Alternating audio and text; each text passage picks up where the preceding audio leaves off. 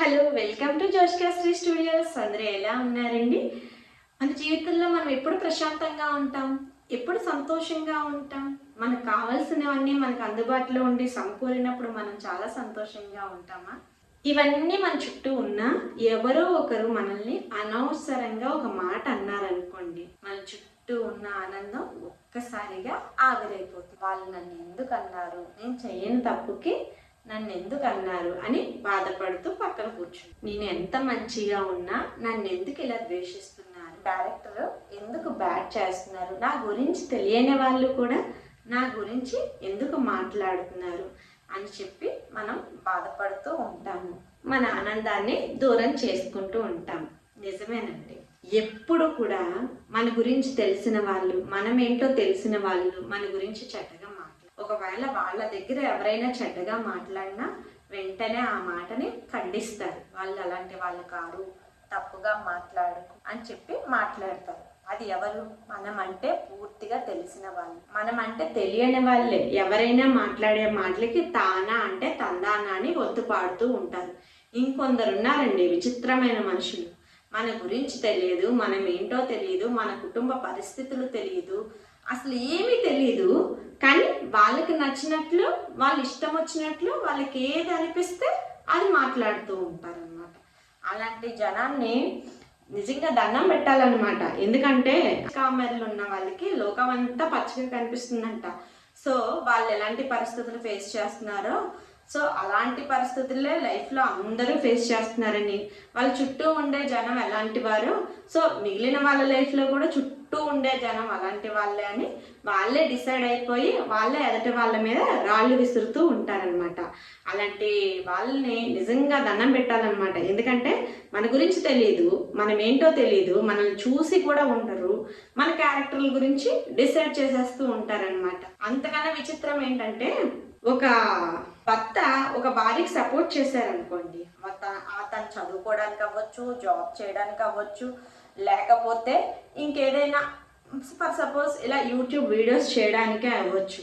ఆ భర్తని చేతగానివాడు, దద్దమ్మ, భార్య ఏం చెప్తే అది చేస్తాడు అని చెప్పి నోటికి వచ్చిందల్లా మాట్లాడుతూ ఉంటారనమాట. అంటే ఒక ఆడపిల్లకి ఒక భర్త కూడా సపోర్ట్ చేయకూడదు, చేస్తే అది బానిసత్వం. భార్య భర్తని బానిస చేసినట్లు. అసలు ఎంత విచిత్రంగా ఉందండి. ఒక ఆడపిల్లని తల్లిదండ్రులు చదివిస్తారు, ప్రయోజకురాలను చేస్తారు. అలా చేసినంత మాత్రాన ఆ పిల్లలకు ఆ తల్లిదండ్రులు బానిసలా?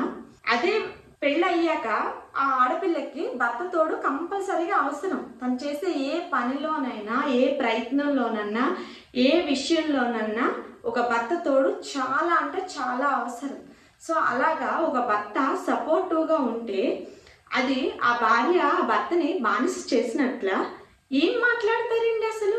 వాళ్ళు వాళ్ళ భార్యలకు సపోర్ట్గా ఉండరు, కానీ వేరే వాళ్ళ భర్తలు కూడా వాళ్ళ భార్యలకు సపోర్ట్గా ఉండకూడదు. ఒక భార్య ఎందుకు తనని ప్రూవ్ చేసుకోవాలనుకుంటుంది, ఎందుకు సంపాదించాలనుకుంటుంది? తన భర్త కోసం, తన పిల్లల కోసమే కదా. ఏ భర్త తెచ్చి పెడితే భార్య కూర్చొని 3 పూటలా తిని నా బతుకు హ్యాపీ అని చెప్పి అలాగే ఉండొచ్చు కదా.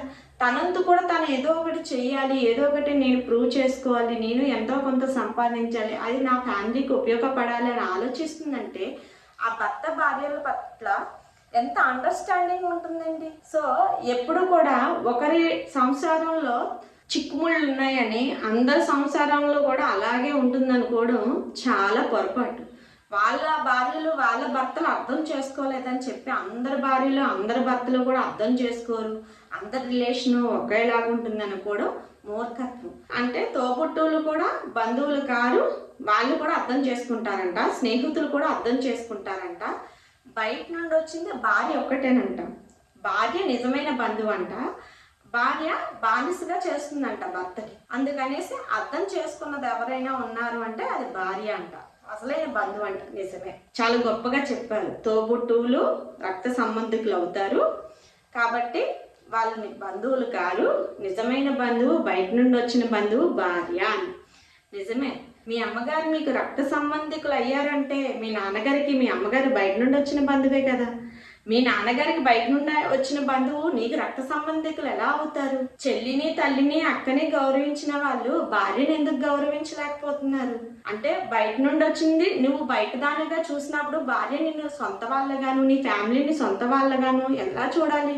నువ్వే బయట దానివి అన్నట్టు చూస్తున్నప్పుడు భార్య మాత్రం మిమ్మల్ని అందరినీ, భర్తని కానీ, అత్తమామల్ని కానీ, వాళ్ళ చుట్టూ ఉండే ఫ్యామిలీని కానీ రక్త సంబంధికులుగా ఎందుకు చూడాలి? అసలు ఒక అన్న కామెంట్ పెట్టారనమాట. నాకు నిజంగా ఆ ప్రస్తావన తేకూడదు అనుకున్నాను, కానీ తేవాలనిపిస్తుంది. నిజమైన బంధువు బయట నుండి వచ్చిన భార్య అంట. ఇంకా అమ్మ, నాన్న, అక్క, చెల్లెళ్ళు అంటారా వాళ్ళ తోబుట్టువులు, రక్త సంబంధికులు, వాళ్ళ బంధువులే కాదు, భార్యలు, బంధువులు, కోడలు బానిసలుగా చేస్తారంట భర్తల్ని. ఎంత చక్కగా చెప్పారో అండి నిజంగా. అతను ఆయన సిచ్యువేషన్ అలా ఉందని చెప్పేసి ఊరందరి సిచ్యువేషన్ అలా ఉండదు కదా, తెలియకుండా మాట్లాడకూడదు కదా. సరే, ఆయన తోబుట్టుల గురించి, ఆయన తల్లిదండ్రుల గురించి చాలా బాగా చెప్పారు. రక్త సంబంధికులు అర్థం చేసుకుంటారు. స్నేహితుల గురించి కూడా చాలా గొప్పగా చెప్పారు, అర్థం చేసుకుంటారు. మరి బయట నుండి వచ్చిన వాళ్ళ అమ్మ రక్త సంబంధికురాలు అయింది కదా ఆయనకి. ఎలా అయింది? వాళ్ళ నాన్నకి దూర బంధువు అయినప్పుడు ఆయనకి రక్త సంబంధికురాలా ఎలా అయింది? వాళ్ళ అమ్మ ఎందుకు చేయాలి వీళ్ళందరికీ సేవ? సో ఇలాంటి మాటలే వస్తూ ఉంటాయండి, నిజంగా చెప్తున్నాను. ఇలాగా తెలియని వాళ్ళు 100 రకాలుగా మాట్లాడతారు.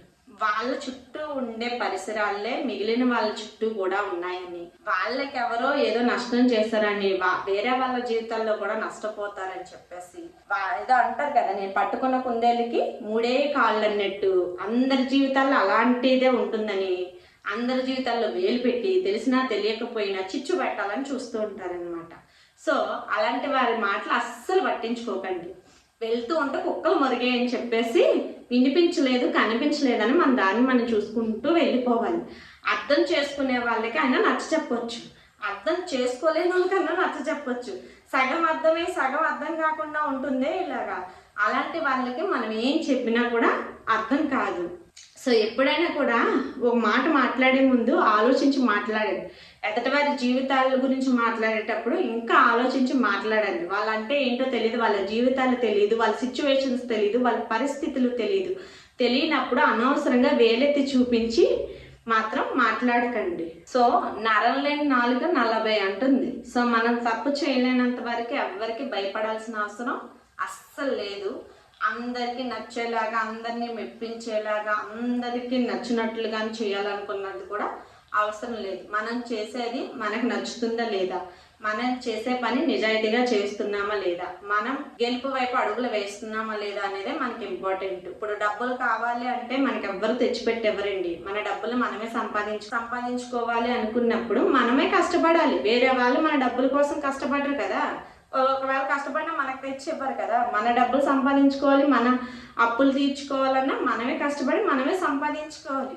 సో మనం చేసే పని ఏంటో మనకి తెలియాలి. మనం చేసేది రైటా రాంగ్ అని తెలుసుకొని రైట్ అయిందని ఎంచుకొని మనం కష్టపడాలి. అంతేగాని మనం నచ్చేది వేరే వాళ్ళకి నచ్చట్లేదనో, లేదా వేరే వాళ్ళు చెప్పుకోవడానికి చిన్న చూపు అనో మనం ఆలోచిస్తూ కూర్చుంటే అక్కడ ఆగిపోతాం. ఏ పని అయినా కూడా చిన్నదానితోనే మొదలవుతుంది. ఒక్కసారిగానే పెద్ద గెలుపులు వచ్చేవు. అలా వచ్చేయాలంటే మనకి పెద్ద బ్యాక్గ్రౌండ్ ఉండాలి వెనకాలి. సో ఒక సామాన్యుడు ఒక స్థాయికి చేరుకోవాలంటే చిన్నగానే చేరుకోగలడు. ఒక్కొక్క మెట్టు ఎక్కే 10 మెట్లు ఎక్కగలరు, అంతేగాని ఒక్కసారిగా 10 మెట్లు ఎవరు ఎక్కేలేరు. ఒకవేళ ఎక్కాలనుకుంటే పెద్ద బ్యాక్గ్రౌండ్ ఉండాలి. సో అందుకని చెప్పేసి ఎవరన్నా నెగిటివ్ మాటలని అస్సలు పట్టించుకోకండి. ఆ నెగిటివ్లో కూడా పాజిటివ్ వెతుక్కోండి. ఆహా వాళ్ళు అలా అన్నారా, వాళ్ళకి అంతే తెలుసులే, అంతకన్నా ఎక్కువ ఆలోచించే మెచ్యూరిటీ లెవెల్స్ వాళ్ళకి లేవని చెప్పేసి వదిలేయండి. అంతేగాని అవి పట్టుకొని వేలబడి మానసికంగా కుంగిపోయి వాళ్ళు ఎందుకు అన్నారు, వీళ్ళు ఎందుకు అన్నారు, నేను ఆ పని చేయలేదు అయినా సరే నన్ను అంటున్నారు అని చెప్పేసి అస్సలు బాధపడద్దు. మనమేంటో తెలియని వాళ్ళు, మన ముఖం కూడా చూడలేని వాళ్ళు కూడా మన క్యారెక్టర్ గురించి మాట్లాడే వాళ్ళు ఉంటారు. ఎందుకంటే మధ్యలో ఈ చెప్పుడు మాటలు మాట్లాడే వాళ్ళు ఉంటారు కదా. వాళ్ళు ఏది చెప్తే వాళ్ళకి ఆలోచించే జ్ఞానం ఉండదు అనమాట. వాళ్ళు నిజంగా మంచి వాళ్ళ చెడ్డవాళ్ళు అని కూడా ఆలోచించే జ్ఞానం ఉండదు. ఈ మధ్యలో చెప్పుడు మాటలు చెప్పే వాళ్ళు ఏదంటే వాళ్ళకి తానా తందానా అని చెప్పేసి మాట్లాడుతూ ఉంటారు. సో ఈ చెప్పుడు మాటలు చెప్పే వారి మాటలు విని మోసపోతారే, వాళ్ళు మాట్లాడే మాటలు అస్సలు పట్టించుకోకండి. ఎందుకంటే వాళ్ళకి అంతకన్నా మెచ్యూరిటీ లెవెల్స్ లేవు. ఎవరేం చెప్పినా నమ్మేస్తారు అంతే. దాని గురించి మనం బాధపడుతూ కూర్చోవాల్సిన అవసరం అంతకన్నా లేదు. మనం వాటన్నిటికి దూరంగా ఉండి వాళ్ళు మాట్లాడే నెగిటివ్లోని కూడా మనం పాజిటివ్ తీసుకున్నాం అనుకోండి, చాలా హ్యాపీగా చాలా ప్రశాంతంగా ఉండగలుగుతాం. సో ఎప్పుడు కూడా నెగిటివ్గా మాట్లాడే వారిని దూరంగా పెట్టండి వీలైతే. ఒకవేళ అలాంటి మాటలు మీ దరి చేరినా కూడా దాంట్లోంచి పాజిటివ్గా ఆలోచించండి, ప్రశాంతంగా ఉండండి. కంటెంట్ నచ్చినట్లయితే వీడియో లైక్ చేయండి, షేర్ చేయండి, అండ్ కొత్తగా చూస్తున్నాను సబ్స్క్రైబ్ చేసుకోండి. మళ్ళీ కొత్త కంటెంట్తో కలుసుకుందాం. Until then bye bye. Thank you all.